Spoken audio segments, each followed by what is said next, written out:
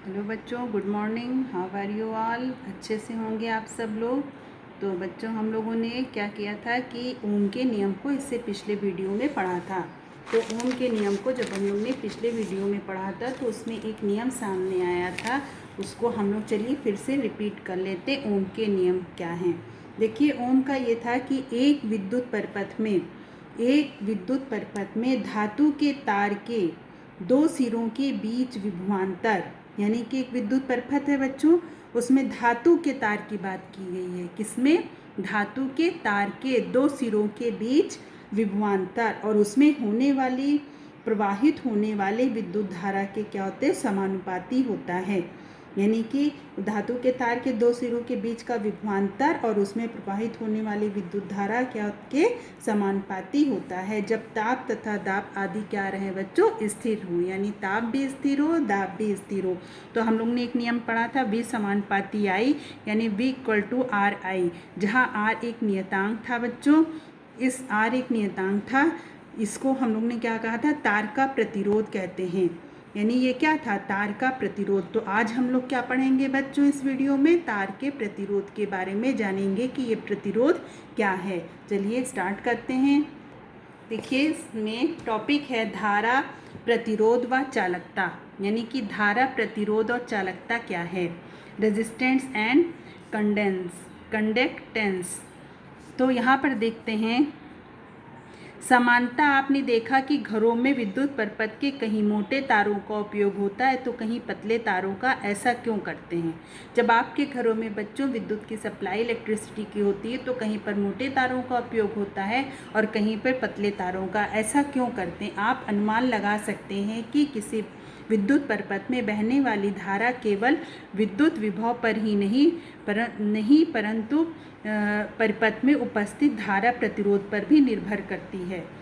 देखिए, जो धारा बह रही है तार में, यानी जो इलेक्ट्रिसिटी या करंट आपके तार में बह रही है, वो केवल विभव पर यानी वोल्टेज पर ही निर्भर नहीं करती, परंतु परिपथ में उपस्थित धारा प्रतिरोध, यानी कि जो धारा को रोक रहा है प्रतिरोध। इससे पहले आपने जाना था ना, प्रतिरोध मतलब जैसे कि एक नदी है, नदी या कोई भी एक जगह से पानी निकल रहा, वहाँ पर मैंने एक बड़ा सा पत्थर लगा दिया और उस पानी रुक गया, और पानी अभी भी बह रहा है बच्चों, लेकिन धीमे रफ्तार में बह रहा है, तो वो पत्थर क्या होगा? उसी का प्रतिरोध कहलाएगा। यानी उसकी रफ्तार को कम कर दिया, पानी के रफ्तार को कम किया। तो इसी तरीके से जो प्रतिरोध है जो लगाए जाते हैं विद्युत धारा में, विद्युत परिपथ में, तो वो क्या करते हैं? वो धारा की रफ्तार यानी करंट की सप्लाई को वो धीमा करते हैं। तो समान मोटाई के लंबे तार का प्रतिरोध छोटे तार की अपेक्षा अधिक होता है। देखिए, समान मोटाई के जो लंबे तार होते हैं बच्चों, उनका प्रतिरोध छोटे तार की अपेक्षा अधिक होता है, तथा समान लंबाई के मोटे तार का प्रतिरोध पतले तार की अपेक्षा कम होता है। इसको समझते हैं। देखिए, यहाँ पर इस लाइन को फिर से पढ़िए। यहाँ पर बोल रहे हैं कि देखिए, प्रतिरोध है तो वो जो धारा है वो प्रतिरोध पर निर्भर करती है। फिर समान मोटाई के लंबे तार का प्रतिरोध छोटे तार की अपेक्षा अधिक होता है। मान लीजिए ये दो तार हैं, ये क्या है? यहाँ पर मान लीजिए समान लंबाई के दो तार लिए गए हैं, दो तार लिए गए, एक इस तरीके से समान मोटाई के मान लीजिए दो तार लिए गए। एक तार लंबा है और एक तार बच्चों क्या है? छोटा है। एक तार लंबा और एक तार छोटा है। तो अब मान लीजिए इसमें से जो धारा यानी जा रही है, तो ये जो है ये इलेक्ट्रॉन का बहाव होता है, इलेक्ट्रॉन ही का होता है, लेकिन इसमें और भी आयन मौजूद रहते हैं ना, तो ये क्या करते हैं? ये इलेक्ट्रॉन के को बहने से रोकेंगे। तो यहाँ पर देखिए क्या है, यहाँ पर इसकी लंबाई कम है, तो जो ये करंट है ये क्या होगी? जल्दी से यहाँ तक पहुँचेगी। और यहाँ पर देखिए इसकी लंबाई ज़्यादा है और इसमें आयन जो है, दूसरे आयन जो है वो इलेक्ट्रॉन के अलावा भी जो दूसरे आयन है इसमें ज़्यादा है इस तार में। तो जो ये करंट है बच्चों, ये यहाँ तक देर तक निकलेगी आगे, और यहाँ जल्दी निकलेगी। तो इससे क्या फ़र्क पड़ेगा कि जो समान मोटाई के तो जो लंबे तार हैं उनका प्रतिरोध अधिक है, यानी इसमें ज़्यादा रुकावट है किसके कंपेयर में? छोटे तार के समान मोटाई के छोटे तार के। इसका मतलब तो यही हुआ ना कि जो प्रतिरोध है वो छोटे में कम होता है और छोटे तार की यानी लंबाई में, जिसकी लंबाई कम है उसमें प्रतिरोध कम होगा और जिसकी लंबाई ज़्यादा है उसमें प्रतिरोध ज़्यादा होगा। यानी कि लंबाई के ये क्या होगा, समानुपाती होगा, यानी R समानुपाती L। यानी कि अगर लंबाई ज़्यादा है तो प्रतिरोध भी ज़्यादा होगा, अगर लंबाई कम है बच्चों तो प्रतिरोध भी कम होगा। इसको समझ लीजिए आप लोग, ये आपकी इम्पॉर्टेंट चीज़ है। तो यहाँ पर है कि समान लंबाई के मोटे, अब यहाँ पर देखिए समान मोटाई के लंबे तार का प्रतिरोध छोटे तार के अपेक्षा अधिक है। इसको अभी हमने एक फिगर के द्वारा समझा। अब यहाँ पे देखते हैं कि तो किसमें इसका प्रतिरोध अधिक होगा। अब हम यहाँ पर देखते हैं किसमें इसका प्रतिरोध अधिक होगा। इसमें प्रतिरोध मतलब कि इसमें प्रतिरोध कम होगा, क्योंकि समान मोटाई के दो तार हैं, एक लंबा और एक छोटा है। ये वाला छोटा है तो इसमें प्रतिरोध कम होगा और जो लंबा तार है उसमें प्रतिरोध ज़्यादा होगा। तो यहाँ यानी कि R समानुपाती L, जो अगर ये हमेशा समानुपाती होता है। इसको अभी हम लोगों ने जाना। अब यहाँ पर देखते हैं कि तथा समान लंबाई के मोटे तार का प्रतिरोध पतले तार के अपेक्षा कम है। फिर यहाँ पर देख एक लाइन है कि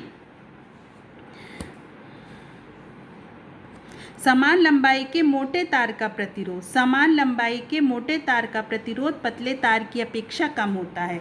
अब यहाँ पर एक चीज़ आ रही है कि लंबाई तो समान है लेकिन एक ज़्यादा मोटा और एक कम मोटा है। यानी कि जो समान लंबाई के दो तार लिए बच्चों, एक मोटा तार लिया और एक पतले, लेकिन जो मोटे तार का प्रतिरोध है वो पतले तार की अपेक्षा कम होगा। इसको कैसे समझते हैं, इसको ऐसे समझिए, मान लीजिए कि यहाँ पर एक तार की मोटाई इतनी है, लंबाई तो मान लीजिए इसकी समान मैंने ले लिया, ठीक है, और लेकिन इसकी मोटाई में अंतर है, एक पतला है और एक मोटा है, एक पतला और एक क्या है बच्चों, मोटा है। अब आप इसको ऐसे समझ सकते हैं, मान लीजिए यहाँ पर बोल रहे हैं कि जो समान लंबाई के जो मोटा तार है इसका प्रतिरोध ज़्यादा है और पतले तार का प्रतिरोध कम है। तो अब मान लीजिए इसको ऐसे समझते हैं कि यहाँ पर एक दरवाज़ा समझ लीजिए, ठीक है ना, ये बड़ा दरवाज़ा है इसका। यहाँ पर अगर 10 लोगों को एक साथ निकलने को कहा जाए तो इसमें आसानी से निकल पाएंगे, लेकिन ये जो दरवाज़ा, जो छोटा वाला दरवाज़ा, अगर इसमें से 10 लोगों को निकलने को कहा जाए एक साथ तो ये कैसे निकलेंगे, ये एक साथ 10 लोग नहीं निकल पाएंगे। ये सिर्फ एग्जाम्पल है कि मतलब कि जो, अब इसी को प्रतिरोध समझ लीजिए। अब इसकी देखिए ये मोटाई ज़्यादा है, इसकी मोटाई ज़्यादा है तो इसमें से जो धारा है वो आसानी से जल्दी से पास हो जाएगी, यानी इसका प्रतिरोध कम हो जाएगा। और इसकी क्या है, इसकी मोटाई एकदम कम है तो इसमें से धारा जो है इसके कंपेयर में अच्छे से मुश्किल से पास होगी, तो इसका प्रतिरोध ज़्यादा होगा। इसी तरीके से आपको एक दरवाजे के थ्रू समझा कि ये इसका बड़ा दरवाज़ा है, इसमें से 10 लोग आसानी से निकल जाएंगे, और ये छोटा दरवाज़ा है, इसमें से 10 लोग मुश्किल से निकलेंगे। तो हमने दो चीज़ समझा। तो ये क्या हो गया, ये जो हमारा प्रतिरोध है वो किसके अनुक्रमानुपाती होगा, यानी किसके होगा बच्चों, यानी कि इसके अनुक्रमानुपाती होगा। तो इसको देखते हैं, इसके 1/L, यानी कि R अगर R ज़्यादा होगा तो ये प्रतिरोध कम होगा। अगर प्रतिरोध R ज़्यादा होगा, अगर ये हमारा होगा, ये कम होगा तो प्रतिरोध भी, अगर R हमारा यानी कि अगर A ज़्यादा है यानी कि एरिया ज़्यादा है तो प्रतिरोध कम होगा, और अगर एरिया कम है बच्चों तो प्रतिरोध ज़्यादा होगा। तो ये इसके क्या हुआ, व्युत्क्रमानुपाती हुआ, अपोजिट हुआ। तो इसी तरीके से इसको सीख सकते हैं कि यहाँ पर देखिएगा, इसीलिए परपथ में मोटे व कम लंबाई के तार में धारा प्रवाह आसानी से होता है, धारा प्रवाह आसानी से। अतः घरों में विद्युत परपथ में प्रयोग में लाने वाले तार की लंबाई व मोटाई पर विशेष ध्यान दिया जाता है। जो घर में बच्चों इलेक्ट्रिक की सप्लाई होती है वायरिंग के थ्रू, तो वहाँ कहीं मोटे तार, कहीं पतले तार, इस तरह का तार का यूज़ होता है। तो क्यों यूज़ होता है, ताकि धारा को आसानी से हर आपके तक पहुंचाया जा सके, यानी कि हर आपकी जो बल्ब, पंखे, इस तरीके से जो भी हमारे इलेक्ट्रिक के इलेक्ट्रिक के बच्चों ऑब्जेक्ट हैं उन तक हम क्या करें, उस सबको पहुंचा सकें, यानी कि उसमें कोई ईजली हो। और ये भी ना हो कि किसी को ज़्यादा मिली, किसी बल्ब की अगर ज़रूरत, उसको थोड़े वोल्ट की उसको ज़्यादा सप्लाई हो गया, यानी उसका ज़्यादा हो गया तो क्या हो जाएगा, वो ब्लास्ट हो जाता है, इसका भी ध्यान दिया जाता है। तो यानी कि घरों में जो तार होते हैं बच्चों, उनकी विशेष मोटाई और पतलाई पर विशेष ध्यान दिया जाता है। ये तो समझे आप लोग। यानी दो चीज़ अभी हम लोगों ने सीखा कि जो प्रतिरोध है वो क्या होता है, वो दो चीज़ों पे डिपेंड किया। एक तो समान मोटाई के लंबे तार का प्रतिरोध छोटे तार की अपेक्षा अधिक होगा, यानी जो समान मोटाई तो समान है लेकिन तार की लंबाई में फ़र्क है, एक लंबा और एक छोटा है। तो जो छोटे तार का प्रतिरोध है वो उसका प्रतिरोध अधिक होगा, किसके कंपेयर में, नहीं, लंबे तार का प्रतिरोध अधिक होगा और छोटे तार का प्रतिरोध कम होगा। यानी ये समानुपाती अभी हमने सीखा यहाँ पर कि जो इसका प्रतिरोध ज़्यादा होगा लंबे तार का और छोटे तार का प्रतिरोध कम होगा, यानी आर किसके समानुपाती है, एल के। इसी तरीके से बच्चों हम लोगों ने सीखा कि एक दो तार है, एक मोटा तार है और एक पतला तार है। तो मोटे तार का प्रतिरोध ज़्यादा होगा, पतले तार का प्रतिरोध कम होगा। ये भी अभी हम लोगों ने सीखा कि समान लंबाई के दो तार हैं, एक मोटा एक पतला, तो मोटे तार का प्रतिरोध क्या होगा कि बच्चों, मोटे तार का प्रतिरोध कम होगा और लंबे तार का प्रतिरोध लंबे तार का जो प्रतिरोध है वो समान मोटाई के जो दो तार हैं, एक तो मोटा तार है तो इसका क्या होगा, प्रतिरोध कम होगा, यानी इसमें आसानी से करंट पास हो जाएगी। और जो समान मोटाई के इसकी मोटाई देखिए कम है तो इसका क्या होगा, प्रतिरोध ज़्यादा होगा, तो इसमें से करंट आसानी से पास नहीं होगी, यानी ये इसके व्युत्क्रमानुपाती होगा। इसको दोनों को अभी हम लोगों ने यहाँ पर सीखा, इसको यहाँ पर ना हो बच्चों तो आप तो यहाँ पे हम क्या लिखेंगे, इसका प्रतिरोध ज़्यादा कि कम, तो इसका प्रतिरोध क्या होगा, कम। इसको यहाँ पर लिख लीजिए, प्रतिरोध कम होगा ताकि आपको ध्यान में रहे, और इसका प्रतिरोध ज़्यादा होगा, ज़्यादा, और यही 1/a के होगा, यानी a ज़्यादा होगा तो r कम होगा, अगर r ज़्यादा है तो a कम होगा। इसको समझे सब लोग, इसको नोट कर भी सकते हैं आप लोग, कहीं अपने समझ के लिए कॉपी पर इसको बना भी सकते हैं। फिर इसमें देखते हैं कि अब है कि घरों में विद्युत परपथ में प्रयोग लाने वाले तार की लंबाई व मोटाई पर विशेष ध्यान दिया जाता है, इसीलिए घरों में ऐसा होता है। ये अभी हम लोगों ने इस टॉपिक पे सीखा। अब देखिए, किसी चालक का विद्युत प्रतिरोध निम्न अवयव पर निर्भर करता है। जो विद्युत प्रतिरोध है वो कुछ बातों पर भी निर्भर करता है। तो कैसे है, देखिए, चालक की लंबाई एल के समानुपाती होता है। अभी हम लोगों ने सीखा था चालक की लंबाई एल के क्या होता है, समानुपाती होता है, यानी कि अगर लंबाई बढ़ाएंगे तो प्रतिरोध ज़्यादा हो जाएगा और लंबाई कम करेंगे बच्चों तो प्रतिरोध कम होगा। ये अभी हम लोगों ने सीखा था। चालक के अनुप्रस्थ काट के क्षेत्रफल के व्युत्क्रमानुपाती होता है।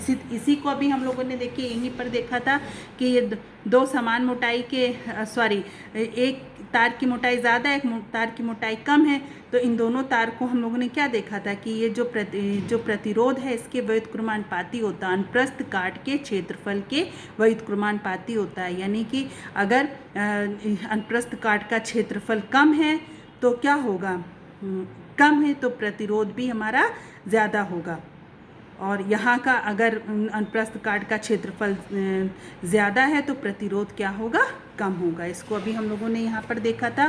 फिर चालक की पदार्थ की प्रकृति पर भी निर्भर करता है कि जो चालक लिया गया उसकी पदार्थ की प्रकृति क्या है, और चालक के ताप पर भी, यानी चालक के ताप बढ़ाने और घटाने पर क्या प्रभाव पड़ता है। चलिए इसको पढ़ते हैं आगे। अभी देखिए यहाँ पर है कि 100 सेंटीमीटर लंबा का एक पतला नाइक्रोम का तार लें। किसका तार लिया गया है बच्चों, ये एक एक्टिविटी है चालक की लंबाई पर, इसको हम लोगों को एज ए एक्टिविटी समझना है। फिर है 100 सेंटीमीटर लंबा और एक पतला नाइक्रोम का तार लें। तार के दोनों सिरों को विद्युत माउंट से लगाएं। ध्यान रहे कि तार का सा उनमें कहीं से ऐंठन ना हो। यहाँ पर देखिए ये बनाया गया है बच्चों, यहाँ पर आपके पतला तार, मोटा तार, स्टील का तार, कॉपर का तार, एक पतला तार, मोटा तार, नाइक्रोम का तार है ये वाला, इस तरीके से इसको लिया गया है। लेने के बाद क्या किया गया है कि ध्यान रहे कि तार कसा उसमें कहीं ऐंठन ना हो। अब श्रेणी क्रम में 2 वोल्ट वाली क्या करना है, श्रेणी क्रम में 2 वोल्ट की क्या लगाना है, 2 वोल्ट वाली 2 सेल, एक आमीटर, 1 वोल्ट मीटर तथा चित्र के अनुसार जोड़कर परपथ बनाए। देखिए ये यहाँ पर आपके सामने एक फिगर है, 2 वोल्ट की क्या करा गया, 2 सेल लगाए। देखिए 1 और 2 सेल है, और क्या है, एक आमीटर लगाया गया है, 1 वोल्ट मीटर लगाया गया है। इस तरीके से पूरा परिपथ तैयार किया गया है जो आपके फिगर के थ्रू आपके सामने है। परिपथ पूर्ण होने पर उस तार में प्रवाहित हो रही विद्युत धारा, उनके सिरों के बीच के विद्युत विभव का मान सारणी क्रमांक 3A में भरें। अब यहाँ पर देखिए जो विद्युत धारा प्रवाहित हो रही है इसको क्या करना है, आपको सारणी क्रमांक 3 में इसे भरना है। ऊपर दी गई प्रक्रिया को माउंट का उपयोग कर तार की लंबाई को अब हम कम करते जाएंगे और देखेंगे क्या, जैसे तार की लंबाई पहले 100 ली, फिर 80 लेंगे, फिर 60 लेंगे, फिर 40 लेंगे, फिर 20 लेंगे। तो अभी तो हम लोगों ने यहाँ पर सीखा ही था कि जैसे जैसे जितनी तार की लंबाई होती है उसका प्रतिरोध सबसे ज़्यादा होगा। तो मान लीजिए इसका प्रतिरोध 20 आ रहा है, इसका प्रतिरोध 18 आएगा, इसका मान लीजिए 16, इस तरीके से कम होता चला जाएगा। यानी जिसकी तार की लंबाई सबसे छोटी होगी 20 सेंटीमीटर, उसका प्रतिरोध भी सबसे कम आएगा। तो यहाँ पर एक्टिविटी है लेकिन आपको समझाने के थ्रू समझा दे रहे हैं। अब जैसे यहाँ पर है अनुप्रस्थ काट का क्षेत्रफल, पतला तार लिया गया मोटा, तो पतले तार का प्रतिरोध क्या होता है, ज़्यादा होगा। तो मान लीजिए यहाँ पे पतले तार का प्रतिरोध 20 आ रहा है और मोटे तार का प्रतिरोध मान लीजिए 15 आया। तो ये यहाँ पर बच्चों एक एक्टिविटी के थ्रू बनाना है, लेकिन अभी हमने इसको आगे यहाँ पर समझ लिया। अब यहाँ पर देखिए तार का पदार्थ दिया है, एक नाइक्रोम का तार है, कॉपर, स्टील है, तो इसमें कुछ मिश्र धातु हैं बच्चों, हमारी कुछ धातु, इसको हम आगे पढ़ेंगे कि कैसे इस पर ये निर्भर करता है। देखते हैं प्रतिरोध में तार की लंबाई के बीच, इसको यहाँ से पढ़िए, चालक तार के अनुप्रस्थ काट के क्षेत्रफल पर। अब देखते हैं कि कैसे है। 100 सेंटीमीटर या समान लंबाई वाले नाइक्रोम के 2 अलग अलग मोटाई वाले तार लिया हमने, समान लंबाई लिया लेकिन मोटाई अलग अलग ली। एक एक करके तार को माउंट पर कस कर बांधा और तार में विद्युत धारा के तार के दोनों सिरों के बीच विभवांतर का मान सारणी क्रमांक 3 में भरें। अब यहाँ भरने को बोल रहे हैं कि इसको कैसे भरना है, ये तो मेरे पास प्रैक्टिकली नहीं है लेकिन हम इसको ऐसे समझ सकते हैं। तार की मोटाई और प्रतिरोध के बीच संबंध अभी हम लोग ने देखा था कि अगर तार मोटा है तो प्रतिरोध कम होगा और तार की मोटाई कम है तो प्रतिरोध ज़्यादा होगा। यानी इनके बीच का संबंध क्या होता है, व्युत्क्रमानुपाती होता है। ध्यान रखें कि मोटे तार का अनुप्रस्थ काट का क्षेत्रफल पतले तार की तुलना में अधिक होगा। ये नीचे ध्यान भी वो नोट भी करवाया जा रहा है। इसलिए ज़्यादा अनुप्रस्थ काट के क्षेत्रफल के तार में पतले तार की तुलना में प्रतिरोध कम होगा या अधिक। आपने क्या पाया, अब हम यहाँ पर इसको जान ही चुके हैं कि जो पतला तार है उसका प्रतिरोध अधिक होगा, जो मोटा तार है उसका प्रतिरोध कम होगा। तो इस एक्टिविटी को जब आप करेंगे तो आप इस तरीके का रिजल्ट भी मिलेगा आपको। अब हम इसको देखिए समझ, अभी तक तो हमने देखा कि जो प्रतिरोध है वो लंबाई पर कैसे निर्भर करता है और उसके क्षेत्रफल पर। अब हम देखते हैं पदार्थ की प्रकृति पर क्या है, यानी कि पदार्थ कैसा है। तो नाइक्रोम, कॉपर, स्टील के समान लंबाई व मोटाई के ताले एक एक करके परपथ में जोड़कर सारणी 3 को भरें। उसी तरीके से आपको एक एक इन सारे धातुओं के एक एक तार को लेना है और आपको उसी तरीके से फिर एक्टिविटी को करना है। किस तार का प्रतिरोध सबसे अधिक था व किस तार का प्रतिरोध सबसे कम। प्रयोगिक करने के पश्चात आप पाएंगे कि जो है प्रतिरोध R समानुपाती L, हमने क्या पाया कि जो प्रतिरोध है वो यानी कि लंबाई के समानुपाती होता है। लंबाई बढ़ाने पर प्रतिरोध बढ़ता है, लंबाई घटाने पर प्रतिरोध घटता है। ये तो समीकरण बच्चों हमको फर्स्ट मिला।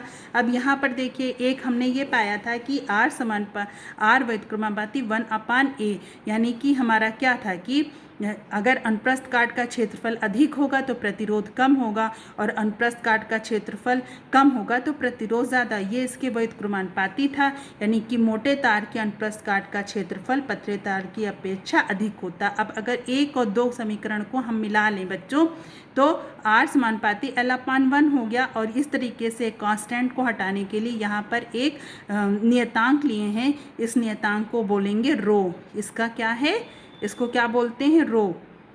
ये क्या है हमारा, रो है। अभी हम देखते हैं समीकरण 3 और समीकरण 4। इस तरीके से हमको समीकरण 1, समीकरण 2 मिला, समीकरण 3 मिला और समीकरण 4 मिला। अब यहाँ रो अनुपातिक स्थिरांक है जिसे चालक की विद्युत प्रतिरोधकता कहते हैं। क्या बोलते हैं इसको हम लोग? विद्युत प्रतिरोधकता कहते हैं। प्रतिरोधकता का एसआई मात्रक ओम मीटर होता है। क्या होता है एसआई मात्रक? ओम मीटर। या ये किसी पदार्थ की अभिलाक्षणिक गुणधर्म होता है। धातुओं तथा मिश्र धातुओं की प्रतिरोधकता अत्यंत कम होती है। धातुओं तथा मिश्र धातु की जो प्रतिरोधकता होती है बच्चों, वो क्या होगी? अत्यंत कम होती है, जिसका परिसर होगा 10⁻⁻8 ओम मीटर से 10⁻⁻6 ओम मीटर है। इसीलिए ये विद्युत के अच्छे चालक होते हैं। अब यहाँ समझिए इसको। देखिए बच्चों, यहाँ पर एक परिसर बता रहा। परिसर मतलब ये इसकी रेंज हो गई। अगर यहाँ पर देखिए जो प्रतिरोधकता है ये धातुओं तथा मिश्र धातुओं की प्रतिरोधकता अत्यंत कम होती। धातु जो हो गए हमारे, जैसे कापर हो गया, एल्युमिनियम, ये सब धातु हैं। मिश्र धातु जैसे स्टील है हमारा, कांसा, ये सब बच्चे मिश्र धातु हो गए, तो इनकी प्रतिरोधकता क्या होती? अत्यंत कम होती, यानी इनकी प्रतिरोधकता कम होती, जिसका परिसर यानी फैलाव कितना है? सिर्फ 10⁻⁻8 ओम मीटर से 10⁻⁻6 ओम मीटर। इसीलिए ये विद्युत के अच्छे चालक माने जाते हैं। क्यों अच्छे चालक माने जाते हैं? क्योंकि इसमें रुकावट कम है। विद्युत यानी करंट अच्छे से बह सकती है, इसमें रुकावट कम है, इसलिए विद्युत के क्या करते हैं? अच्छे चालक माने जाते हैं। फिर शुद्ध धातुओं की प्रतिरोधकता ताप वृद्धि पर बढ़ जाती है। देखिए, जब ताप को बढ़ाते हैं तो इनकी प्रतिरोधकता भी बढ़ जाती है, और ताप कम होने पर ये कम हो जाती है। जैसे कि शुद्ध धातु हमारे, जैसे एल्युमिनियम है, कॉपर है, ये सब हमारे क्या है? शुद्ध धातु हैं। तो ये इन जैसे इनका ताप बढ़ाएंगे तो उनकी प्रतिरोधकता भी बढ़ेगी, और ताप कम होगा तो प्रतिरोधकता कम हो जाती है। परंतु मिश्र धातु जैसे हमारे हो गए स्टील है या नाइक्रोम है, मैग्नीन है आदि, प्रतिरोधकता ताप पर निर्भर करती है। यही कारण है कि मिश्र धातुओं का उपयोग जब विद्युत इस्त्री में करते हैं, टोस्टर आदि में समान विद्युत तापन युक्तियों के निर्माण में किया जाता है। यानी कि जो ताप जिसको गर्म कर सकते हैं या जो अपनी गर्माहट को सह सके, उसके लिए किसका उपयोग किया जाता है? मिश्र धातु का उपयोग किया जा सकता है। अब यहाँ पर देखिएगा कि मिश्र धातु का उपयोग विद्युत इस्त्री, जब आप इस्त्री करते हैं उसके नीचे जो प्लेट लगी रहती है बच्चों, वो भी एक मिश्र धातु की रहती है। और टोस्टर आदि समान विद्युत तापन युक्तियों के निर्माण में किया जाता। तापन मतलब तपने वाले, जो विद्युत बल्ब के तंतुओं के निर्माण, विद्युत बल्ब में जो हमारे फिलामेंट्स बनते हैं वो एकमात्र टंगस्टन धातु के ही बनते हैं।